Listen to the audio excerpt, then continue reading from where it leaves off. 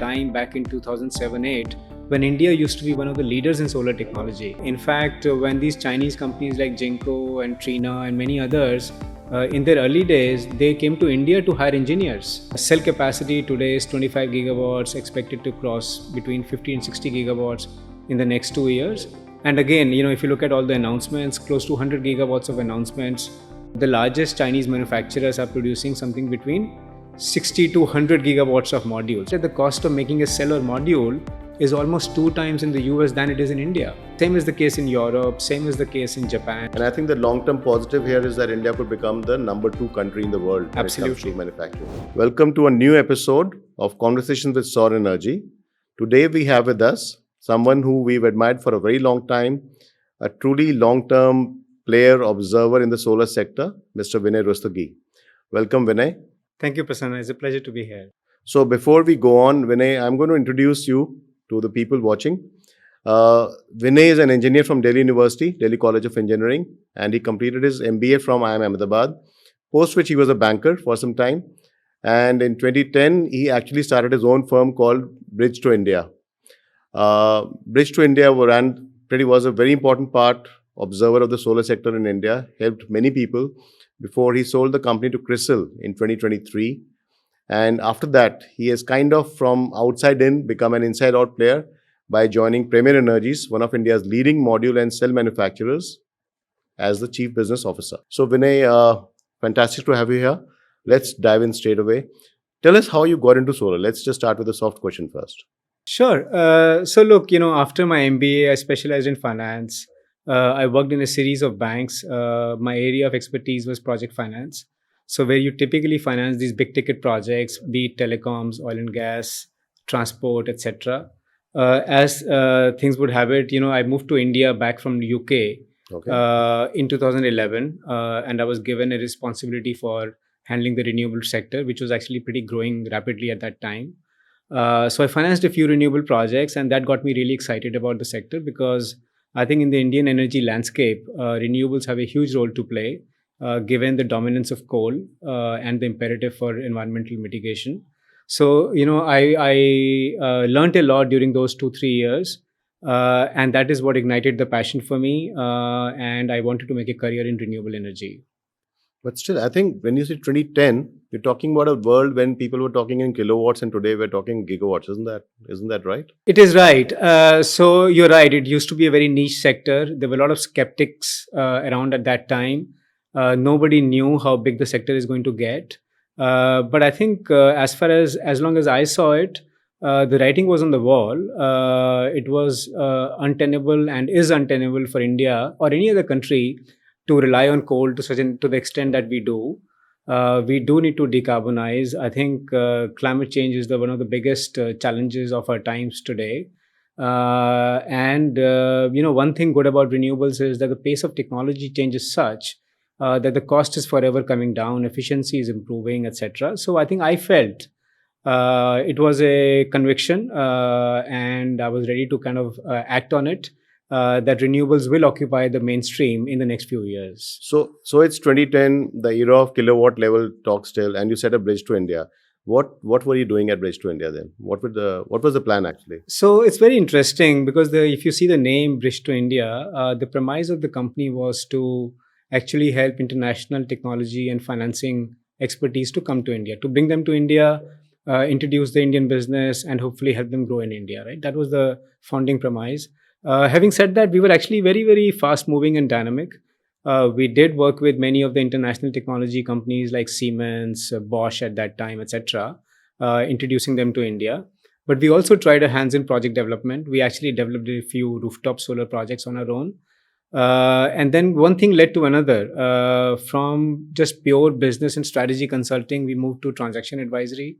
So which means helping people with investment transactions, M&As, JVs, etc.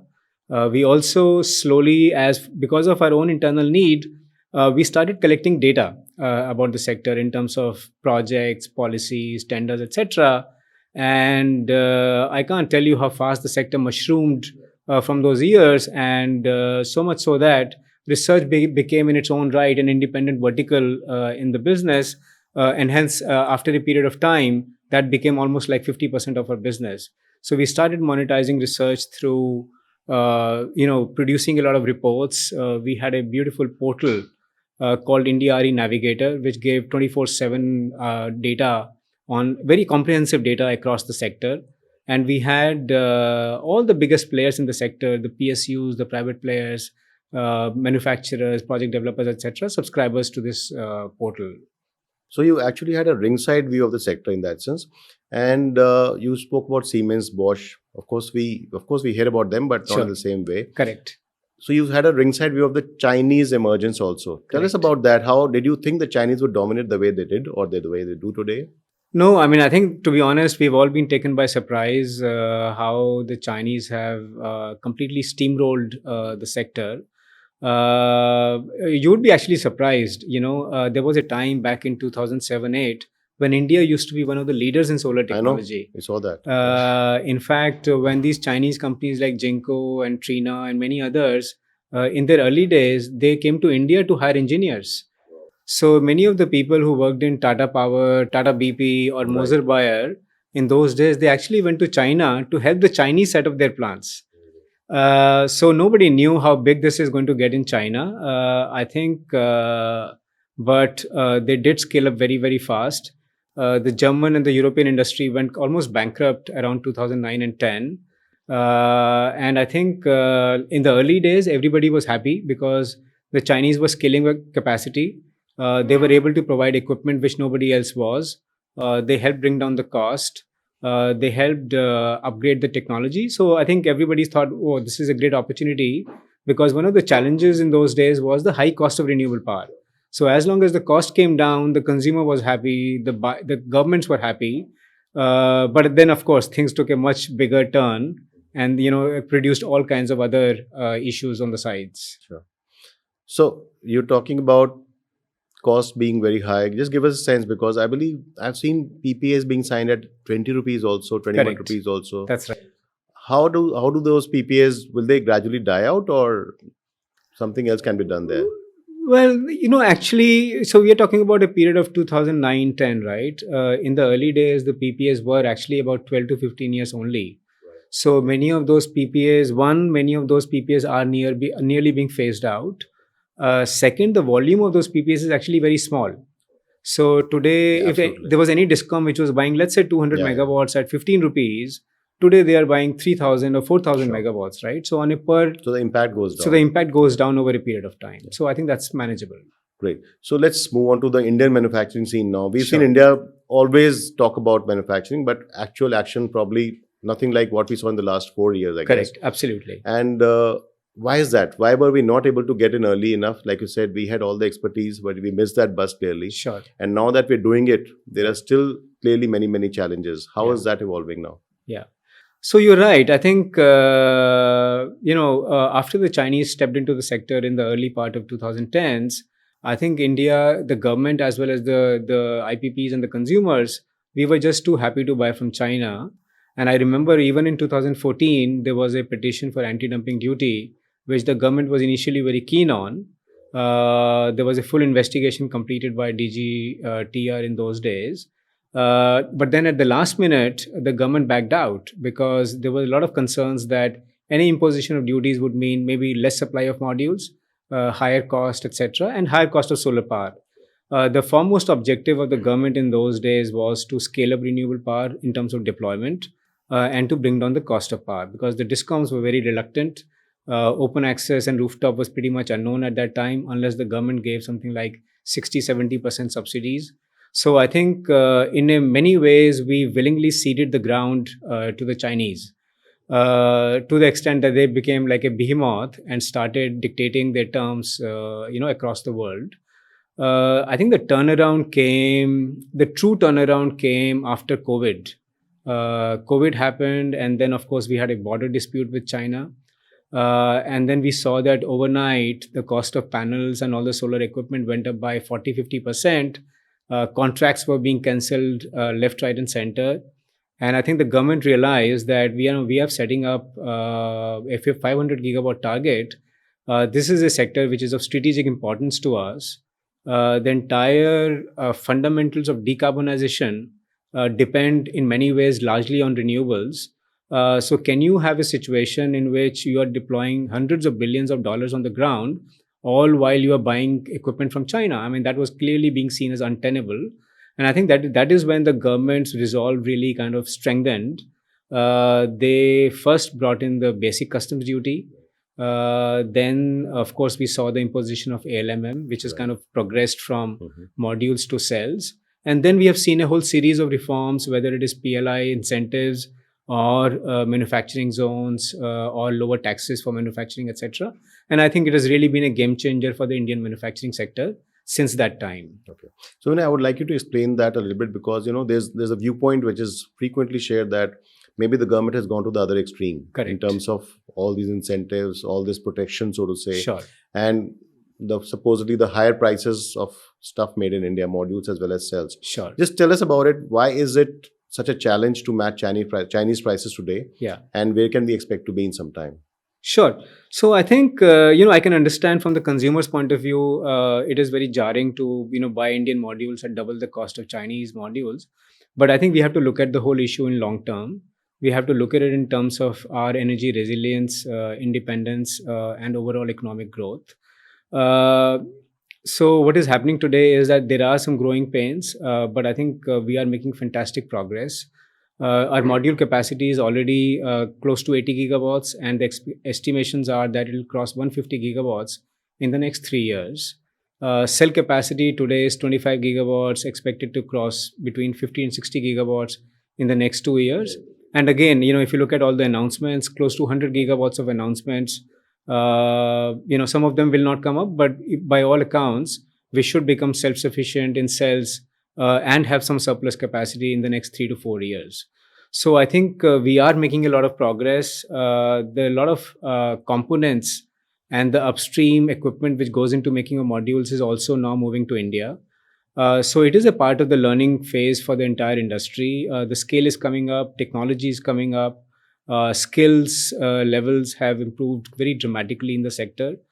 Now comes the question of why is our cost so high in comparison to the Chinese modules.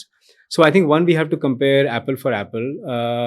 If you look at an average Indian, a top 5 module manufacturer today is probably producing between 3 to 4 gigawatts, maybe 5 gigawatts of modules. The largest Chinese manufacturers are producing something between 60 to 100 gigawatts of modules, right? So their scale is more than 10 times our scale, and that scale has a huge effect in terms of cost of production, economies of scale, etc. In terms of technology, they have homegrown technology. Their suppliers, they operate in a cluster, so their logistical cost, operations cost is much lower. And then they get massive subsidies and state support, a lot of which is actually undocumented. So if you take all these things into account, plus the fact that for China, it is not really a market. They're not operating with the normal, well accepted market based principles of commerce. For them, it is a strategic move to make sure they dominate the international solar manufacturing landscape and pretty much basically make everybody else unviable across the world. So, what they're doing is they're tactically managing the prices, in many cases, bringing them and keeping them below cost. Whereas, of course, we can't afford to do that in India. So I think when you are comparing my price with their price, you are comparing my cost plus with their cost minus, right? So that is, these are, if you add all these things up, suddenly it starts becoming clearer why the Indian module price is higher than the Chinese module price. But I think it is a very important part of the bargain that we have to accept, because we are creating jobs in India. We are creating supply side resilience and self-sufficiency for the Indian economy. And I think over the next 2 to 3 years, let there be no doubt that as we all scale up our capacities, as the supply chain moves to India, the cost delta between India and China is going to come down very dramatically. The other thing which I forgot to mention is that currently, in order to promote domestic manufacturing, the government is imposing duties on everything, right? So there's a duty on glass, there's a duty on EVA, there's a duty on aluminum frame, all of which adds up to my cost.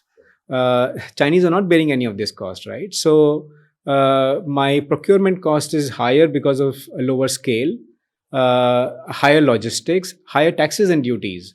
So with all of this, it is not surprise that a cost ultimately is much higher. But the common man, I think we need to do a much better job of explaining what is the reason for that and how the landscape is going to play out in future, which is in the next 2 to 3 years. The other very important thing to bear in mind is that don't just compare us with China, compare us with the rest of the world. India is the most competitive producer of solar modules today in comparison to any other country bar China. So, we ourselves have examined a manufacturing foray in the US, like some of the other Indian companies, and we find that the cost of making a cell or module is almost 2 times in the US than it is in India. So same is the case in Europe, same is the case in Japan or some of the other developed countries, right? So I think we don't just have to look at China and compare ourselves with China all the time. You look at the global situation. India is actually one of the most preferred suppliers of solar equipment in many other countries when they are trying to diversify away from China. Fantastic. So you were basically saying that when it comes to costs, don't benchmark with China, Correct. because that's unfair. Correct. Benchmark with other markets Correct. where we are much more competitive. Correct. And I think the long-term positive here is that India could become the number 2 country in the world when it comes Absolutely. to manufacturing. I Absolutely. hope that's a fair assumption. Correct. Sorry, just to bring one more thing into the play. I mean, India can also be a much more reliable partner in international trade, which follows the best practices as far as the law and order are concerned, traceability, human rights, market-based principles. We are not managing prices. There's nobody at the top dictating prices to us to, for example, just to make sure that domestic manufacturing doesn't come up in other countries. And that is why we find that there are many other countries who are willing to buy modules from India today, as against China, which is of course supplying them at a much lower. Great. So when you spoke about the cost, I get that.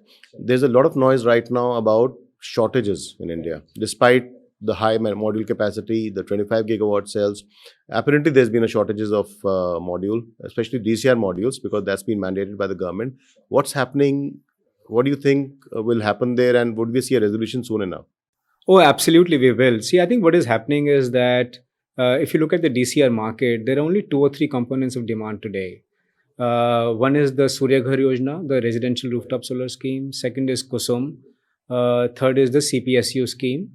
And if you, there are obviously huge targets behind all these schemes, but if you look at the historic targets, or rather the implementation, the progress on the ground has been much, much smaller. Now, what has happened over the last 12 months is that the government has suddenly given a huge impetus to execution in the Surya Ghar Yojana and the Kusum scheme, because of which the demand has skyrocketed. Now, in response to all the measures to support manufacturing, supply is coming up. But we have to understand that as we move further upstream from module assembly into cells and further upstream, manufacturing becomes a completely different ball game in terms of capital intensity, complexity of operations, technology scale, etc. And I think that is taking a little bit of time in coming up. Having said that, we are nearly there already. Because today our cell manufacturing capacity is 25 gigawatt. I think by the end of this year, we expect that to be about 35 gigawatt. Now, any new plant also takes about 6 to 12 months in stabilization and completely ramping up to, say, 70 to 80% of capacity utilization. So I think we are talking at best a scenario of another 3 to 6 months where there may be a little bit of supply crunches. But I think after that, I think we should see enough and more capacity, because even though ALMM less 2, that is the cell part, is expected to be implemented from June 2026 onwards, a lot of the demand from the utility scale market is not expected to come at least until end of 2027 or 28, simply because of the timelines based on these projects, right? So I think in the 6 months or so, we will have a scenario where the supply of DCR modules and the domestic cells is actually much greater than demand. So I think it is very much a short-term phenomenon. So it's interesting that you mentioned that bit about we almost being there, but there's still clearly complications. Is that also linked to the fact that between module assembly, let's call it, and cell manufacturing, it's a completely different ball game? Oh, it absolutely is. See, what are we doing in a module assembly? You are actually buying all the components. whether it is the cell, the EVA sheets, the glass panel, etc., etc., and you are laminating it all together to make one single module, right? Cell. So that is not manufacturing; it is more like an assembly operation.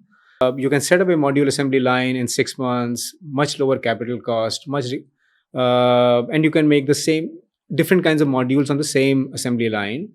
In a cell manufacturing, or if you go further upstream into ingot and wafer, that is when the real dynamics and the complexities of manufacturing start coming up. You're certainly dealing with very complex chemical and material led processes. And it's a game of very, very fine, perfect, margins in terms of getting the quality and the efficiency absolutely right. So I think, and you are dealing with many, I would say, difficult chemicals and gases as part of that process. So I think it takes much longer to set up a cell line. It is much more costly, of course. But then even once you've set up the line, it takes 6 to 12 months to stabilize that line and start producing the right product at the right scale. So it's a different ballgame altogether. But I think as an industry, we are getting there. And like I said, in another 3 to 6 months, we should have enough supply to meet our demand. We saw in modules how people said anything below a gigawatt would not be sustainable in the long term. Today, I think we're already hearing that even a gigawatt is not enough. Is that going to apply to cell also? Because we are again seeing a host of announcements from people who are saying we will set up a 500 megawatt cell line or a 1 gigawatt cell line. Is that going to be sustainable? I think increasingly the way the sector is evolving, given the capital complexity and technology and operations related issues, I think the minimum scale in this sector is going to be 5 gigawatts plus. And that is why we as a company, our aspiration is to grow to 10 gigawatts from ingots to wafers, cells, and modules by the end of 2028. Because more scale brings the ability to have more efficiencies in procurement. You have the financial capacity to upgrade your technology and to be able to offer large scale products to your clients within a short period of time. So today, any large IPP, for example, if they're implementing a 300 megawatt project for which they need 450 megawatts of modules, they want 450 megawatts of supply in a period of about 2 to 3 months. Now, somebody who has a capacity of 1,000 megawatts, he's producing maybe 700 megawatts of modules in a year. They can't supply even a small portion of the IPP's requirement. So I think from a market perspective, as well as the fundamentals of the business perspective, the minimum scale is going to be 5 gigawatts plus. Okay. So it's interesting you mentioned that because I've always wondered, we've been looking at numbers recently, and when I talk about actual output from companies Right. versus their nameplate capacities or Right. the capacities that they've been claiming, it seems much lower. I mean, Correct. if I was to put a benchmark, 60 to 70% even, maybe Sure. around that. Sure. Is that the general rule, or do you actually have companies who say 12 gigawatt and they produce 12 gigawatts? No, so one is the theoretical nameplate capacity. Then there is something called what we say as the effective capacity, because effective capacity takes into account how many days in a year can you actually operate, what is the maintenance period shutdown, what is the number of shifts you're operating, and then very often you have to make changes you have to shut down the plant, because let's say you have to switch from one module configuration to the second module configuration, then you have to shut down the plant, retool it, and then you have to start production again. So if you take these things into account, I would say both modules as well as cells, the best efficiency that you can achieve or utilization you can achieve is somewhere between 80 to 85%. You can go higher selectively, particularly if you have a very good team on the ground. So for example, in the last quarter, our cell and module utilization was definitely more than 85% in both the cases. But by and large, I would say, so effective capacity is about 85%. And then it depends. It becomes a case of how much orders do you have, how prepared is your technical and operational team to be able to utilize it fully. So very often you will find that not just in China, but all over the world, these lines are operating at anything between 50 to 70% capacity utilization rates. So when somebody told me once as a rough thumb rule, he said, look, you need to run a solar line at 80% capacity for at least 3 years for us to break even or make money on it. Correct. You would agree with that broadly? Yes, I would. Only for the simple reason that the technology life cycle is getting very, very short. What is happening is that we are there's a huge amount of R&D going on, particularly in China, and every 3 to 4 years there's a step change in technology. To keep up, we have to keep investing and upgrading in our plants. So if you are doing that, how do you recoup your investment, right? It's a highly capital intensive sector, and in 3 to 4 years, technology becomes outdated. So you spoke about the China factor as a massive influencer, despite whatever we might want. Uh, from a country which, like you said, literally learned from the others and then scaled up at an unimaginable scale, probably, and in some ways supported the growth of solar, I guess, thanks to Chinese lower prices. Today, how does a country like India manage that? Because as I understand it, when we talk about further backward integration into ingots and wafers, we are still going to go back to China for machines. They lead on innovation also today, which is huge for them. Is there a way out? Are there options? Where are we placed right now? Yeah, no, I think that's a very good question, Prasanna. I think we have no option but to look for other options and to develop our own capabilities, right? So I think, but it is going to take a long time, and it is going to take a very concerted, well thought out plan to do so. One, we have to invest in domestic technology development. There is no two ways about this. We have to develop our R&D capabilities. We have to invest in centers of excellence, whether it is in IITs or other specialist centers like NICE or others. We have to enter into strategic tie-ups with international bodies which do excellent R&D work, particularly in places like Germany, Italy, Australia, US, etc. And we have to slowly look at starting to manufacture the upstream or the manufacturing equipment ourselves. We have started entering into discussions with the government how to instigate and propagate the manufacturing capability in India. As a company, we are very very conscious of the heavy dependence on China, and we are taking steps to reduce our dependence on them, because there's all kinds of risk in terms of you don't know when the flow of technology might be stopped, or the skills or relevant people might be some kind of disruption. So we are trying to diversify our supply chains. We are buying equipment from other countries even when it is 20 to 30% or 40% more expensive at times. And we are investing a huge amount in building our own skill sets. Whether it is keeping spare parts, training our engineers, etc., etc. So I think it is something that as a country we ought to do, particularly if we want to become a genuine China alternative for supplying to other countries. Okay. Tell me, I've always seen solar as three parts, which is developers, there are the EPCs, and of course, manufacturing. From your perspective, if you had to tell somebody which is the most exciting bit of solar, which would it be? And where could Indian companies actually go global in these three areas? Sure. Well, I think the clear cut answer, Prasanna, is it is manufacturing. Manufacturing is where there is the biggest value add. If you look at EPC is obviously doing all the engineering procurement. But all said and done, building and construction of solar and even wind projects is a relatively simple commoditized process. It will probably become a little bit more complex after storage comes in and we are looking at all kinds of RTC and FDRE projects. But still, it is a relatively a much simple project. And then the project development is actually more of a financing led business where you are looking for ideally lump sum solutions, both in terms of EPC as well as O&M, and you're finding the best, most efficient capital for deployment in the business. I think it is manufacturing which is the most dynamic part of the business. We talked about technology life cycles, the complexity, the uncertainty produced by trade treaties, and so many other things, right? So that is where the highest value addition is in the business, the biggest amount of job creation, and overall wealth creation in the economy. And if you look at, our EPC companies have tried and gone to other countries, in many cases burnt hands and come back. Project development business, by and large, is a very, very localized business, because you need to understand the whole procurement regime, land acquisition, transmission, etc. And we find that most developers tend to stick to their home countries, or they're very, very choosy and selective when they go to other countries. In India, there are many international developers, but if you look at the scale, in total, the international utilities probably don't have a scale of more than 10% of the total market. It is the local developers and the private equity backed platforms which dominate the market. And I think it is very difficult for them to go to other countries and to grow the business for various reasons, right? So, whereas if you see the manufacturing, many of the Indian companies are trying to basically go abroad. They are looking for opportunities, including Premier ourselves.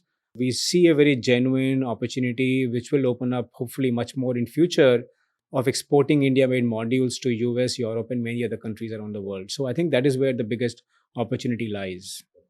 So you spoke about RTC and FDRE. Of course, we've noticed that the share of these in the tenders is going up a lot. We've also seen, by the way, Chinese firms who seem to have storage arms as well, Trina or Jinko for that matter. Is that a trend we should expect in India? Is that pressure already there on you to start some sort of a storage exploratory manufacturing also? Well, I won't put it like a pressure. I think it is a huge opportunity. The market clearly needs more firm and hybrid power solutions. So I think not just storage, but there are many other technologies which come into picture. Customer need is moving along that direction. There's a willingness to pay higher prices because just plain vanilla solar and wind is not going to meet the need of the customer anymore.